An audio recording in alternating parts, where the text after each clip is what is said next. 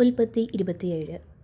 ഇസഹാക്ക് വൃദ്ധനായി അവൻ്റെ കണ്ണ് കാൺമാൻ വഹിയാതെ വണ്ണം മങ്ങിയപ്പോൾ അവൻ ഒരു ദിവസം മൂത്ത മകനായ ഏശാവിനെ വിളിച്ച് അവനോട്, മകനെ എന്ന് പറഞ്ഞു. അവൻ അവനോട്, ഞാൻ ഇതാ എന്ന് പറഞ്ഞു.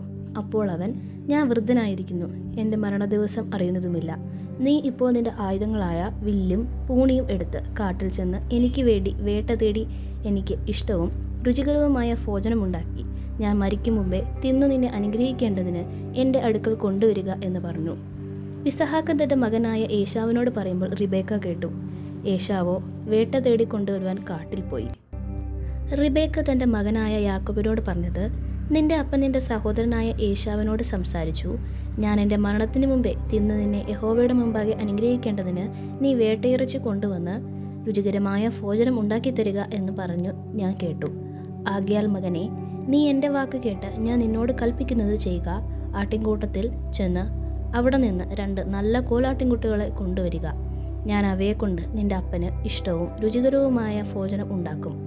നിന്റെ അപ്പൻ തിന്ന് തൻ്റെ മരണത്തിനു മുമ്പേ നിന്നെ അനുഗ്രഹിക്കേണ്ടതിന് നീ അത് അവൻ്റെ അടുക്കൽ കൊണ്ടു ചെല്ലണം. അതിന് യാക്കോബ് തൻ്റെ അമ്മയായ റിബേക്കയോട്, എൻ്റെ സഹോദരനായ ഏശാവ് രോമമുള്ളവനും ഞാൻ രോമമില്ലാത്തവനുമാകുന്നുവല്ലോ. പക്ഷേ അപ്പൻ എന്നെ തപ്പി നോക്കും, ഞാൻ ഉബായി എന്ന് അവൻ തോന്നിയിട്ട് ഞാൻ എൻ്റെ മേൽ അനുഗ്രഹമല്ല ശാപം തന്നെ വരുത്തും എന്ന് പറഞ്ഞു. അവൻ്റെ അമ്മ അവനോട്, മകനെ, നിന്റെ ശാപം എൻ്റെ മേൽ വരട്ടെ, എൻ്റെ വാക്ക് മാത്രം കേൾക്കാം, പോയി കൊണ്ടുവാ എന്ന് പറഞ്ഞു. അവൻ ചെന്ന് പിടിച്ച് അമ്മയുടെ അടുക്കൽ കൊണ്ടുവന്നു. അമ്മ അവൻ്റെ അപ്പന് ഇഷ്ടവും രുചികരവുമായ ഭോജനമുണ്ടാക്കി. പിന്നെ റിബേക്ക വീട്ടിൽ തൻ്റെ പക്കലുള്ളതായ മൂത്ത മകൻ ഏശാവിൻ്റെ വിശേഷ വസ്ത്രം എടുത്ത് ഇളയ മകൻ യാക്കോബിനെ ധരിപ്പിച്ചു. അവൻ കോലാട്ടുകുട്ടിയുടെ തോൽ കൊണ്ട് അവൻ്റെ കൈകളും രോമമില്ലാത്ത കഴുത്തും പൊതിഞ്ഞു. താൻ ഉണ്ടാക്കിയ രുചികരമായ ഭോജനവും അപ്പവും തൻ്റെ മകനായ യാക്കോബിൻ്റെ കയ്യിൽ കൊടുത്തു. അവൻ അവൻ്റെ അടുക്കൽ ചെന്നു, അപ്പാ എന്ന് പറഞ്ഞതിന്, ഞാനിതാ, നീ ആർ മകനെ എന്ന് ചോദിച്ചു. യാക്കോബ് അപ്പനോട്, ഞാൻ നിൻ്റെ ആദ്യജാതൻ ഏശാവ് എന്നോട് കൽപ്പിച്ചത് ഞാൻ ചെയ്തിരിക്കുന്നു. എഴുന്നേറ്റിരുന്ന് എൻ്റെ വേട്ടയിറച്ചി തിന്ന് എന്നെ അനുഗ്രഹിക്കണമേ എന്ന് പറഞ്ഞു. ഇസഹാക്ക് തൻ്റെ മകനോട്, മകനെ, നിനക്ക് ഇത്ര വേഗത്തിൽ കിട്ടിയത് എങ്ങനെ എന്ന് ചോദിച്ചതിന്, നിന്റെ ദൈവമായ യഹോവ എൻ്റെ നേർക്ക് വരുത്തി തന്നു എന്ന് പറഞ്ഞു. ഇസഹാക്ക് യാക്കോബിനോട്, മകനെ, അടുത്തു വരിക, നീ എൻ്റെ മകനായ ഏശാവ് തന്നെയല്ലയോ എന്ന് ഞാൻ തപ്പി നോക്കട്ടെ എന്ന് പറഞ്ഞു. യാക്കോബ് തൻ്റെ അപ്പനായ ഇസഹാക്കിനോട് അടുത്തു ചെന്ന് അവനെ തപ്പി നോക്കി. ശബ്ദം യാക്കോബിൻ്റെ ശബ്ദം, കൈകൾ ഏശാവിൻ്റെ കൈകൾ തന്നെ എന്ന് പറഞ്ഞു. അവൻ്റെ കൈകൾ സഹോദരനായ ഏശാവിൻ്റെ കൈകൾ പോലെ രോമമുള്ളതായതുകൊണ്ട് അവൻ തിരിച്ചറിയാതെ അവൻ അനുഗ്രഹിച്ചു. നീ എൻ്റെ മകൻ ഏശാവ് തന്നെയോ എന്ന് അവൻ ചോദിച്ചതിന്, അതെ എന്ന് അവൻ പറഞ്ഞു. അപ്പോൾ അവൻ, എൻ്റെ അടുക്കൽ കൊണ്ടുവാ, ഞാൻ നിന്നെ അനുഗ്രഹിക്കേണ്ടതിന് എൻ്റെ മകൻ്റെ വേട്ടയിറച്ചി ഞാൻ തിന്നാം എന്ന് പറഞ്ഞു. അവൻ അടുക്കൽ കൊണ്ടുചെന്നു. അവൻ തിന്നു. അവൻ വീഞ്ഞ് കൊണ്ടുചെന്നു. അവൻ കുടിച്ചു. പിന്നെ അവൻ്റെ അപ്പനായ ഇസഹാക്ക് അവനോട്, മകനെ, നീ അടുത്തു വന്ന് എന്നെ ചുംബിക്കാൻ എന്ന് പറഞ്ഞു. അവൻ അടുത്ത് ചെന്ന് അവനെ ചുംബിച്ചു. ഞാൻ അവൻ്റെ വസ്ത്രങ്ങളുടെ വാസന മണത്ത് അവൻ അനുഗ്രഹിച്ച് പറഞ്ഞത്, ഇതാ എൻ്റെ മകൻ്റെ വാസന, യഹോവ അനുഗ്രഹിച്ച പോലെ വയലിലെ വാസന പോലെ. ദൈവം ആകാശത്തിൻ്റെ മഞ്ഞും ഭൂമിയുടെ പുഷ്ടിയും അനവധി ധാന്യവും വീഞ്ഞും നിനക്ക് തരുമാറാകട്ടെ. വംശങ്ങൾ നിന്നെ സേവിക്കട്ടെ, ജാതികൾ നിന്നെ വണങ്ങട്ടെ. നിന്റെ സഹോദരന്മാർക്ക് നീ പ്രഭുവായിരിക്കാം, നിന്റെ മാതാവിൻ്റെ പുത്രന്മാർ നിന്നെ വണങ്ങട്ടെ. നിന്നെ ശപിക്കുന്നവൻ എല്ലാം ശപിക്കപ്പെട്ടവൻ, നിന്നെ അനുഗ്രഹിക്കുന്നവൻ എല്ലാം അനുഗ്രഹിക്കപ്പെട്ടവൻ. ഇസഹാക്ക് യാക്കോബിനെ അനുഗ്രഹിച്ചു കഴിഞ്ഞപ്പോൾ യാക്കോബ് തൻ്റെ അപ്പനായ ഇസഹാക്കിൻ്റെ മുമ്പിൽ നിന്ന് പുറപ്പെട്ടു. ഉടനെ അവൻ്റെ സഹോദരൻ ഏശാവ് വേട്ട കഴിഞ്ഞ് മടങ്ങി വന്നു. അവനും രുചികരമായ ഭോജനമുണ്ടാക്കി അവൻ്റെ അടുക്കൽ കൊണ്ടുചെന്ന് അപ്പനോട്, അപ്പാൻ എഴുന്നേറ്റു മകൻ്റെ വേട്ടയിറച്ചി തിന്ന് എന്നെ അനുഗ്രഹിക്കണമേ എന്ന് പറഞ്ഞു. അവൻ്റെ അപ്പനായ ഇസഹാക്ക് അവനോട്, നീ ആർ എന്ന് ചോദിച്ചതിന്, ഞാൻ നിൻ്റെ മകൻ നിൻ്റെ ആദ്യജാതൻ ഏശാവ് എന്ന് അവൻ പറഞ്ഞു. അപ്പോൾ ഇസഹാക്ക് അത്യന്തം ശ്രമിച്ചു തുടങ്ങി.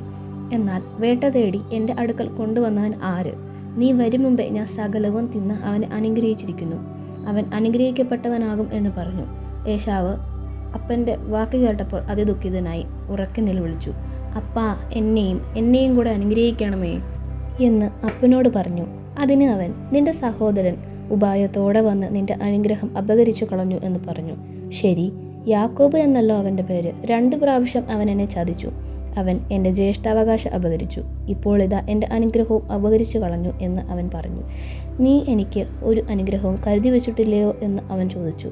ഇസഹാക്ക് ഏശാവിനോട്, ഞാൻ നിന്നെ അവന് പ്രഭുവാക്കി, അവൻ്റെ സഹോദരന്മാർക്കൊക്കെയും അവന് ദാസന്മാരാക്കി, അവന് ധാന്യവും വീഞ്ഞും കൊടുത്തു. ഇനി നിനക്ക് ഞാൻ എന്ത് തരേണ്ടു മകനെ എന്ന് ഉത്തരം പറഞ്ഞു. ഏശാവ് പിതാവിനോട്, നിനക്കൊരു അനുഗ്രഹം മാത്രമേ ഉള്ളോ അപ്പാ, എന്നെയും കൂടെ അനുഗ്രഹിക്കണമേ അപ്പാ എന്ന് അവനോട് പറഞ്ഞ് പൊട്ടിക്കരഞ്ഞു. എന്നാറെ അവൻ്റെ അപ്പനായ ഇസഹാക്ക് ഉത്തരമായിട്ട് അവനോട് പറഞ്ഞത്, നിന്റെ വാസം ഭൂമിയിലെ പുഷ്ടി കൂടാതെയും മീതെ ആകാശത്തിലെ മഞ്ഞു കൂടാതെയും ഇരിക്കും. നിന്റെ വാളുകൊണ്ട് നീ ഉപജീവിക്കും, നിന്റെ സഹോദരനെ നീ സേവിക്കും. നിന്റെ കെട്ട് അഴിഞ്ഞു പോകുമ്പോൾ നീ അവൻ്റെ മുഖം കഴുത്തു നിന്ന് കുടഞ്ഞു കളയും. തൻ്റെ അപ്പൻ യാക്കോബിനെ അനുഗ്രഹിച്ച അനുഗ്രഹ നിമിത്തം ഏശാവ് അവനെ നിർദ്ദേശിച്ചു. അപ്പനെക്കുറിച്ച് ദുഃഖിക്കുന്ന കാലം അടുത്തിരിക്കുന്നു. അപ്പോൾ ഞാൻ എൻ്റെ സഹോദരനായ യാക്കോബിനെ കൊല്ലും എന്ന് ഏശാവ് ഹൃദയത്തിൽ പറഞ്ഞു.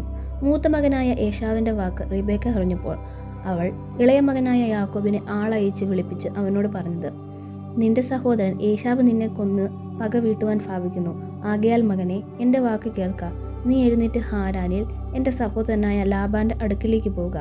നിന്റെ സഹോദരൻ്റെ ക്രോധം ശമിക്കുവോളം കുറേ നാൾ അവൻ്റെ അടുക്കൽ പാർക്ക. നിന്റെ സഹോദരന് നിന്നോടുള്ള കോപം മാറി നീ അവനോട് ചെയ്തത് അവൻ മറക്കും വരെ അവിടെ താമസിക്കാം. പിന്നെ ഞാൻ ആളയച്ച് നിന്നെ അവിടെ നിന്ന് വരുത്തിക്കൊള്ളാം. ഒരു ദിവസം തന്നെ നിങ്ങളിൽ ഇരുവരും എനിക്ക് ഇല്ലാതാവുന്നത് എന്തിന്? പിന്നെ റിബേക്ക ഇസഹാക്കിനോട്, ഈ ഹിത്യസ്ത്രീകൾ നിമിത്തം എൻ്റെ ജീവൻ എനിക്ക് അസഹ്യമായിരിക്കുന്നു. ഈ ദേശക്കാരികളായ ഇവരെ പോലെയുള്ള ഒരു ഹിത്യസ്ത്രീയെ യാക്കോബ് വിവാഹം കഴിച്ചാൽ ഞാൻ എന്തിനു ജീവിക്കുന്നു എന്ന് പറഞ്ഞു.